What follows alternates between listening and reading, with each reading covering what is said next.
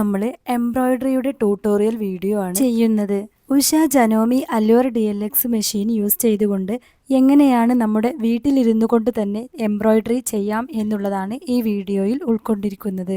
നേരത്തെ എംബ്രോയ്ഡറി ചെയ്യുന്ന ഒരു വീഡിയോ അപ്ലോഡ് ചെയ്തിട്ടുണ്ടായിരുന്നു. ഒരുപാട് ആളുകൾ അത് കാണുകയും ഒരുപാട് പേർക്കത് ഇഷ്ടമാവുകയും ചെയ്തിട്ടുണ്ട്. ഒത്തിരി കമന്റ്സ് അതിനു താഴെ സംശയമായി ചോദിച്ചതുകൊണ്ടാണ് ഡീറ്റെയിൽ ആയിട്ടുള്ള ഒരു വീഡിയോ ഇപ്പോൾ ചെയ്യുന്നത്. അതുകൊണ്ട് തന്നെ വീഡിയോ സ്കിപ്പ് ചെയ്യാതെ മുഴുവനായും കാണാൻ ശ്രമിക്കുക. ഉഷ ജനോമി അല്ലുവർ DLXന്റെ ഒരുപാട് വീഡിയോസ് ഓൾറെഡി ഞാൻ അപ്ലോഡ് ചെയ്തിട്ടുണ്ട്. ആർക്കെങ്കിലും താല്പര്യമുണ്ട് എന്നുണ്ടെങ്കിൽ ആ വീഡിയോസ് എല്ലാം കാണാം. ഈ മെഷീനുമായി എന്തെങ്കിലും സംശയങ്ങളുണ്ട് എന്നുണ്ടെങ്കിൽ ഇതിനു താഴെ നിങ്ങൾ വീഡിയോയുടെ താഴെ കമന്റിൽ കൊടുത്താൽ മതി. എനിക്ക് അറിയാവുന്ന കാര്യങ്ങളാണെങ്കിൽ തീർച്ചയായും ഞാൻ റിപ്ലൈ തരുന്നതാണ്. എംബ്രോയ്ഡറി ചെയ്യാനായി ഇന്ന് ഞാൻ എടുത്തിരിക്കുന്നത് നോർമൽ ത്രെഡ് ആണ്. ബോബിനിൽ ചുറ്റി കൊടുത്തിട്ടുള്ളതും നോർമൽ ത്രെഡ് ആണ്. ഒരുപാട് പേരുടെ കയ്യിൽ ഈ ഒരു ഉഷ ജനോമിയുടെ മെഷീൻ ഉണ്ടെങ്കിലും പലർക്കും ഇതിന്റെ പല ഫങ്ഷൻസുകളും അറിയില്ല. അതുകൊണ്ട് തന്നെയാണ് ഇതിൽ ഡീറ്റെയിൽ ആയിട്ട് എല്ലാം കാണിക്കുന്നത്. നിങ്ങളൊരു ബിഗിന്നറാണ് എന്നുണ്ടെങ്കിൽ വീഡിയോ സ്കിപ്പ് ചെയ്യാതെ മുഴുവനായും കാണാൻ ശ്രമിക്കുക. നിങ്ങളുടെ ഒട്ടുമിക്ക സംശയങ്ങളും ഇതിൽ നിന്നും മാറിക്കിട്ടും. ബോബിനിൽ എങ്ങനെയാണ് നൂല് ചുറ്റിക്കൊടുക്കുന്നത് എന്നുള്ളതാണ് ഇപ്പോൾ കാണിക്കുന്നത്. വീഡിയോ നിങ്ങൾ ശരിക്കും വാച്ച് ചെയ്യുകയാണ് എന്നുണ്ടെങ്കിൽ ഒട്ടും സംശയവുമില്ലാതെ തന്നെ നിങ്ങൾക്ക് മനസ്സിലാക്കാൻ സാധിക്കും. ബോബിനിൽ നൂല് വൈൻഡ് ചെയ്യുന്നതിന് മുമ്പായി നിങ്ങൾ കൈകൊണ്ട് കുറച്ചൊന്ന് ചുറ്റി കൊടുക്കണം. അതിനുശേഷം നിങ്ങൾക്ക് നല്ല സ്മൂത്ത് ആയിട്ട് തന്നെ വൈൻഡ് ചെയ്തെടുക്കാൻ സാധിക്കും. നൂല് വെക്കാനായി നിങ്ങൾക്ക് ഇതുപോലെയുള്ള രണ്ട് ഭാഗങ്ങളിലും വേണമെങ്കിൽ വെക്കാം. എവിടെ വേണമെങ്കിലും വെച്ചാലും കുഴപ്പമില്ല. ഈ ഒരു ഭാഗം വലിച്ചു വെക്കാൻ മറക്കരുത്. ഇത് വലിച്ചു വെച്ചതിന് ശേഷം നിങ്ങൾക്ക് കാലുകൊണ്ട് മെല്ലെ അമർത്തി പ്രസ് ചെയ്ത് കൊടുത്താൽ ഒരു ബുദ്ധിമുട്ടുമില്ലാതെ തന്നെ ബോബിൻ വൈൻഡായി കിട്ടും. ചുറ്റിക്കൊടുത്ത നൂല് ഇനി നമുക്ക് കേസിലേക്ക് വയ്ക്കാം. വീഡിയോയിൽ വ്യക്തമായിട്ട് തന്നെ എങ്ങനെയാണ് കേസിലേക്ക് ബോബിൻ പ്ലേസ് ചെയ്യേണ്ടത് എന്ന് കാണിക്കുന്നുണ്ട്. സോ ബിഗിന്നേഴ്സ് ആണ് നിങ്ങളെങ്കിൽ ഇതൊന്ന് വ്യക്തമായി ശ്രദ്ധിച്ചാൽ മതി. എംബ്രോയ്ഡറി ചെയ്യുമ്പോൾ പലപ്പോഴും പലർക്കും ഒരു പ്രോബ്ലം വരാറുള്ളത് ഇടയ്ക്കൊന്ന് നൂല് പൊട്ടിപ്പോകുന്നതും അതുപോലെ തന്നെ കട്ട പിടിക്കുന്നതുമാണ്. അങ്ങനെ വരികയാണ് എന്നുണ്ടെങ്കിൽ നിങ്ങൾ ബോബിൻ കേസ് ഒന്ന് എടുത്ത് ഒന്ന് റെഡിയാക്കി കൊടുത്താൽ മതി. ചില സമയങ്ങളിൽ ബോബിനിൽ നിന്നും കേസ് തെന്നി നിൽക്കുന്നതായി കാണാറുണ്ട്. അതുപോലെ തന്നെ നൂല് മാറി നിൽക്കുന്നതും കാണാറുണ്ട്. അങ്ങനെ വരുമ്പോഴാണ് ഈ ഒരു പ്രശ്നം നന്നായിട്ടുണ്ടാവാറ്. തുടക്കക്കാരാണ് നിങ്ങളെങ്കിൽ ബോബിൻ കേസ് വെക്കുന്നത് നന്നായി ശ്രദ്ധിക്കണം. നോർമൽ മെഷീൻ യൂസ് ചെയ്ത് ശീലമായവരാണെങ്കിൽ ഒട്ടും പേടിക്കേണ്ട. അതിൻ്റെ സെയിം പ്രോസസ്സ് തന്നെയാണ് ഇതിലും ഉള്ളത്. എംബ്രോയ്ഡറി ചെയ്യുന്നതിനായി നമ്മൾ എടുത്തിരിക്കുന്ന ഫ്രെയിം 5 ഇഞ്ചാണ്. നിങ്ങൾക്ക് വേണമെങ്കിൽ 8 ഇഞ്ച് വരെയുള്ളത് എടുക്കാം. നല്ല സൈസുള്ളത് ഒരിക്കലും എടുക്കരുത്. അപ്പോൾ നിങ്ങൾക്ക് തുണി നല്ല രീതിയിൽ ടൈറ്റായിട്ട് കിടക്കില്ല. അതുകൊണ്ട് തന്നെ 5 ഇഞ്ച് മുതൽ നിങ്ങൾക്ക് എടുക്കാവുന്നതാണ്. ഇവിടെ ഞാനൊരു കോട്ടൺ ബ്ലെൻഡഡ് ആയിട്ടുള്ള ഒരു ക്ലോത്താണ് എടുത്തിട്ടുള്ളത്. ഫ്രെയിമിലേക്ക് നല്ല ടൈറ്റായിട്ട് തന്നെ വേണം ക്ലോത്ത് പിടിപ്പിക്കാൻ. കാരണം നിങ്ങൾ സ്റ്റിച്ച് ചെയ്യുമ്പോൾ എംബ്രോയ്ഡറി വർക്ക് ചെയ്യുമ്പോൾ അത് അങ്ങോട്ടും ഇങ്ങോട്ടും ചലിപ്പിക്കുമ്പോൾ പെട്ടെന്ന് ഊരിപ്പോവാൻ ചാൻസ് ഉണ്ട്. അതുകൊണ്ട് തന്നെ നല്ല രീതിയിൽ നിങ്ങൾ പിടിപ്പിക്കാൻ ശ്രദ്ധിക്കണം.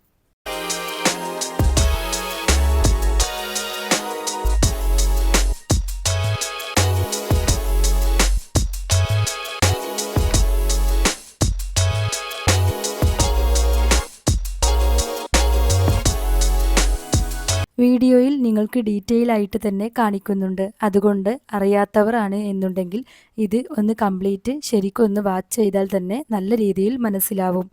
ഹാൻഡ് എംബ്രോയ്ഡറി ചെയ്യുമ്പോൾ യൂസ് ചെയ്യുന്ന ഭാഗമല്ല നമ്മൾ മെഷീൻ എംബ്രോയ്ഡറി ചെയ്യുമ്പോൾ യൂസ് ചെയ്യുന്നത്. അതുകൊണ്ട് തന്നെ ഹാൻഡ് എംബ്രോയ്ഡറിക്ക് നമ്മൾ ഇപ്പോൾ കാണിക്കുന്ന ഭാഗമാണ്, അതായത് മുകൾ ഭാഗം നേരെ ഫ്ലാറ്റായിട്ടിരിക്കുന്ന ഭാഗമാണ് നമ്മൾ ഹാൻഡ് എംബ്രോയ്ഡറിക്ക് യൂസ് ചെയ്യുന്നത്. എന്നാൽ മെഷീൻ എംബ്രോയ്ഡറിയിൽ നമുക്ക് അതുപോലെ പ്ലേസ് ചെയ്യാൻ കഴിയില്ല. അതുകൊണ്ട് തന്നെ താഴത്തേക്ക് കുനിഞ്ഞിരിക്കുന്ന ഭാഗമാണ് നമ്മൾ അതിനായി തിരഞ്ഞെടുക്കേണ്ടത്. നല്ല ഡ്രസ്സുകളിൽ ചെയ്യുകയാണ് എന്നുണ്ടെങ്കിൽ നിങ്ങൾ ഈ ഒരു ഭാഗമാണ് ഇപ്പോൾ സ്ക്രീനിൽ കാണിക്കുന്ന ഭാഗത്തേക്കാണ് നിങ്ങൾ മെഷീൻ എംബ്രോയ്ഡറി ചെയ്യുമ്പോൾ ചെയ്യേണ്ടത്. ഡീറ്റെയിൽഡ് വീഡിയോ കാണിക്കണം എന്ന് ഒരുപാട് റിക്വസ്റ്റ് വന്നതുകൊണ്ടാണ് ഇതുപോലെ ഡീറ്റെയിൽ ആയിട്ട് തന്നെ പറയുന്നത്. സോ ബിഗിന്നേഴ്സിന് നല്ല യൂസ്ഫുൾ ആയിരിക്കും ഇത്. ഇനി നമുക്ക് എന്തൊക്കെയാണ് മെഷീൻസിൽ മാറ്റങ്ങൾ വരുത്തേണ്ടത് എന്ന് നോക്കാം.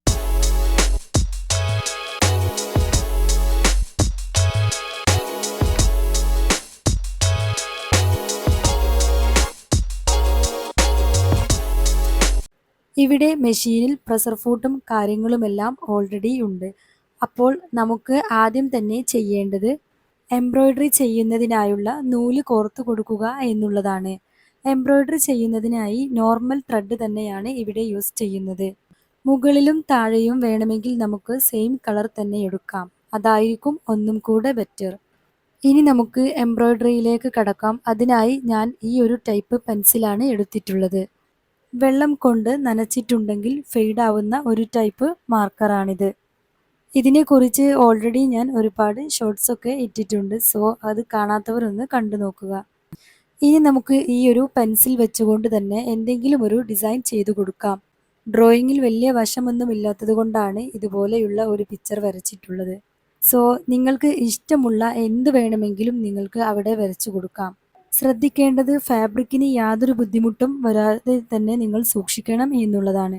അതായത് ഫ്രെയിമിൽ വെച്ചുകൊണ്ടാണ് നിങ്ങൾ ഇത് വരച്ചു കൊടുക്കുന്നത്. അതുകൊണ്ട് തന്നെ യാതൊരുവിധ പ്രശ്നങ്ങളും ക്ലോത്തിനുണ്ടാവരുത്.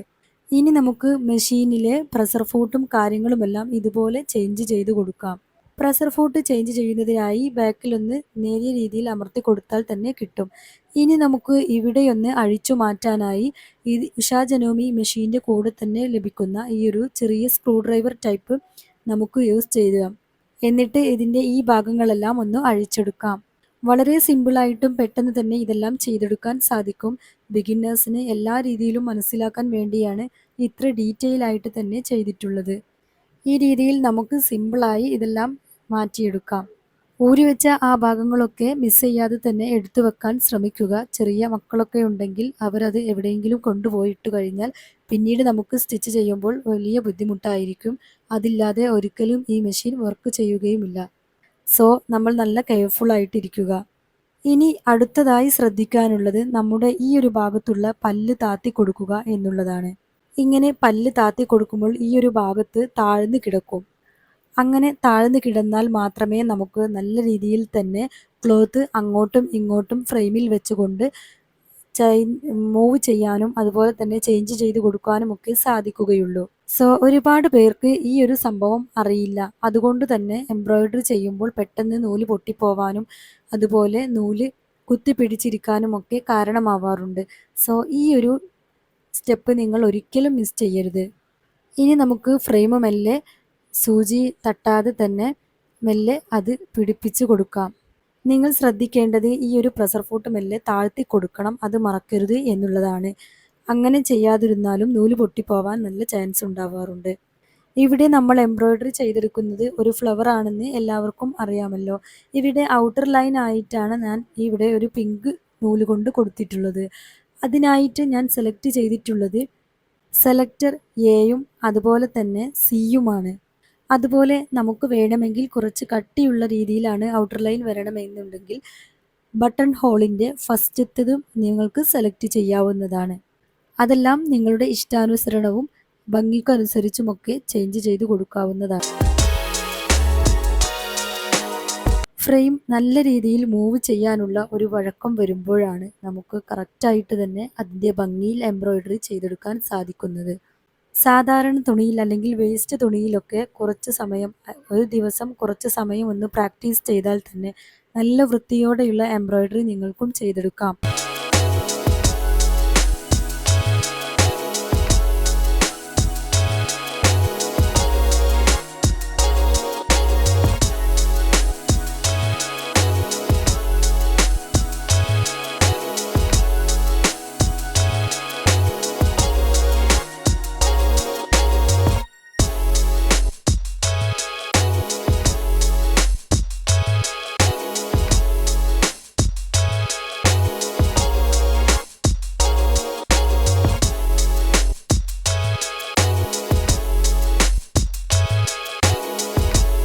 ഇവിടെ സെലക്ടറിൽ കണ്ടില്ലേ, ബട്ടൺ ഹോളിൻ്റെ സ്റ്റിച്ചിലേക്കാണ് 1ലേക്കാണ് കൊടുത്തിട്ടുള്ളത്. അതുപോലെ തന്നെ നമ്മൾ ഈ ഒരു ടെൻഷൻ കൊടുത്തിട്ടുള്ളത് 1ലാണ്.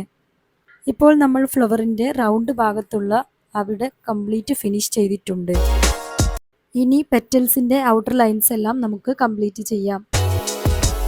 സ്ക്രീനിൻ്റെ ബ്രൈറ്റ്നെസ് കുറച്ച് വെച്ചതാണ്, കാരണം നിങ്ങൾക്ക് വീഡിയോയിൽ കാണാതിരിക്കാനുള്ള ചാൻസ് കൂടുതലാണ് ബ്രൈറ്റ്നെസ് കൂടിയാൽ. സോ നിങ്ങൾക്ക് കാണാൻ വേണ്ടിയിട്ടാണ് ഇപ്പോൾ ബ്രൈറ്റ്നെസ് കുറച്ച് വെച്ചിട്ടുള്ളത്. അങ്ങനെയാവുമ്പോൾ മാത്രമേ നിങ്ങൾക്ക് വ്യക്തമായ രീതിയിൽ ഇത് കാണുകയുള്ളൂ.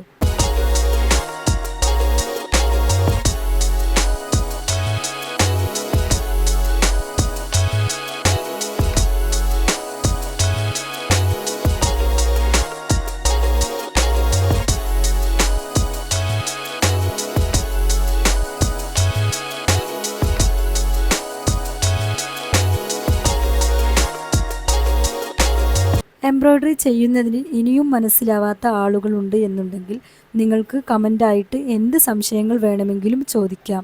സബ്സ്ക്രൈബ് ചെയ്യാതെ കാണുന്ന കൂട്ടുകാരുണ്ടെങ്കിൽ നിങ്ങളൊന്ന് സബ്സ്ക്രൈബ് ചെയ്തേക്കണേ. അതുപോലെ വീഡിയോസിനൊക്കെ ലൈക്ക് ചെയ്യാനും ഷെയർ ചെയ്യാനുമൊന്നും മറക്കരുത്. സ്റ്റിച്ചിങ്ങിൽ തന്നെ ഏതുതരം വീഡിയോസാണ് നിങ്ങൾക്ക് ഇഷ്ടമുള്ളതെന്ന് കമൻറ്റ് ചെയ്യാൻ മറക്കരുത്.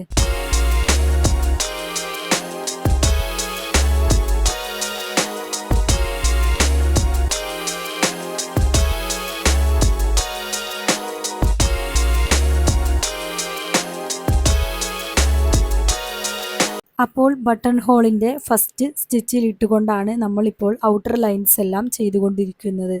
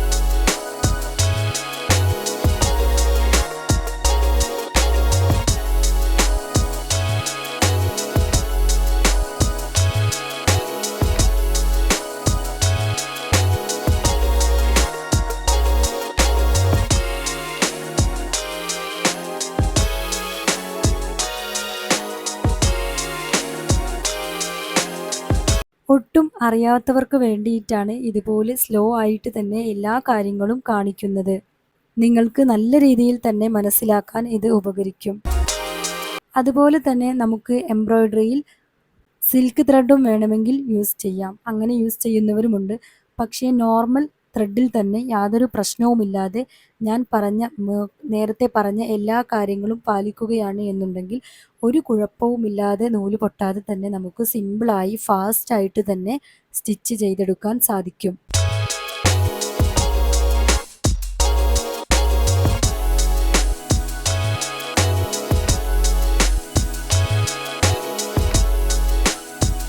നിങ്ങളുടെ മക്കളുടെ ഡ്രസ്സിലോ അല്ലെങ്കിൽ നിങ്ങളുടെ തന്നെ ഡ്രസ്സിലോ ഒക്കെ നിങ്ങൾക്ക് ഇതുപോലെ പ്ലെയിൻ ആയിട്ടുള്ള ചുരിദാറിലും കുർത്തിയിലുമൊക്കെ നിങ്ങൾക്ക് ഇതുപോലെ ഡിസൈനുകൾ ചെയ്യാൻ സാധിക്കും.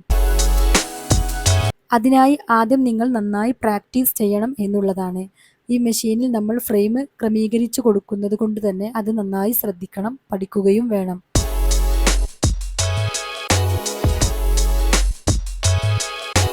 അപ്പോൾ നമുക്ക് ഔട്ടർ ലൈൻ എല്ലാം ഇതുപോലെയാണ് കിട്ടിയിട്ടുള്ളത്. അത്യാവശ്യം നല്ല നീറ്റായിട്ടും ഭംഗിയായിട്ടും തന്നെ കിട്ടിയിട്ടുണ്ട്.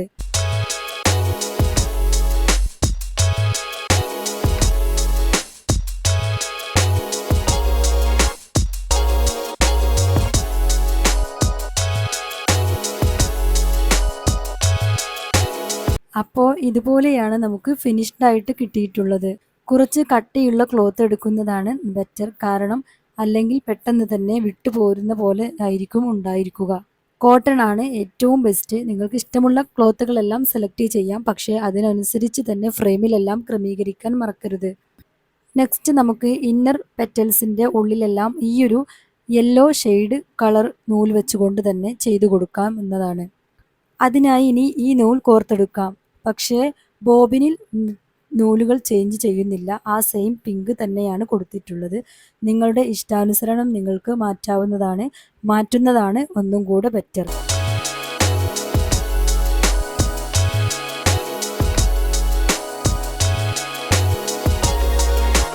ഇന്നർ പെറ്റൽസിൽ എന്തെങ്കിലും ഡിസൈൻസ് എന്തെങ്കിലും ചെയ്യണം എന്നുണ്ടെങ്കിൽ അത് നിങ്ങളൊന്ന് വരച്ചിടുക.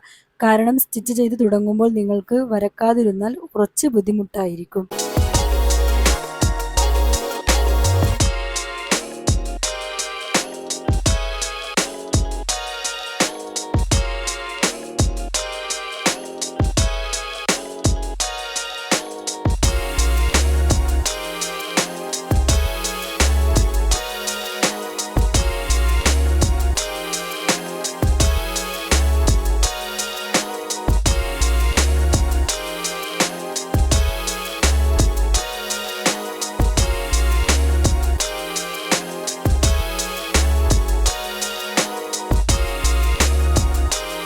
ഇവിടെ ഇന്നർ പെറ്റൽസ് എല്ലാം കംപ്ലീറ്റ് ചെയ്യുന്നത് ഞാൻ യെല്ലോ കളർ നൂല് വെച്ചിട്ടാണ്. അത് സെലക്ടർ സിയിലിട്ടുകൊണ്ടാണ് ചെയ്യുന്നത്. സിയിലെ ചെറിയ സൈസിലുള്ളതും വലിയ സൈസിലുള്ളതുമെല്ലാം ഞാൻ മാറി മാറി പരീക്ഷിക്കുന്നുണ്ട്. അവസാനം ഇതിൻ്റെ ഓരോന്നിൻ്റെയും റിസൾട്ട് ഞാൻ കാണിക്കുകയും ചെയ്യും.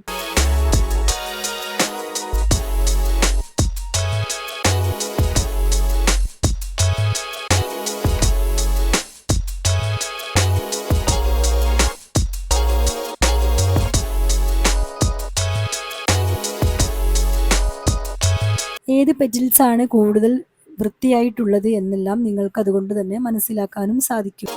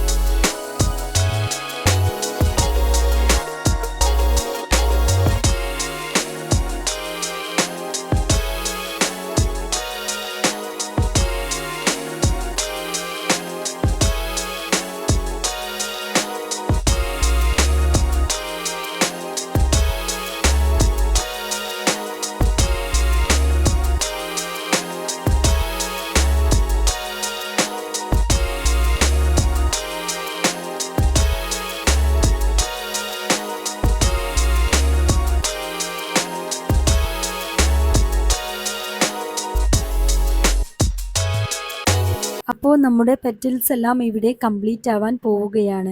ഫിനിഷ് ചെയ്തതിനു ശേഷം നമുക്ക് ബാക്കിയുള്ള നൂലുകളെല്ലാം ഒന്ന് കട്ട് ചെയ്തെടുക്കാം. അപ്പോഴാണ് നല്ല വൃത്തിയായിട്ടിരിക്കുക.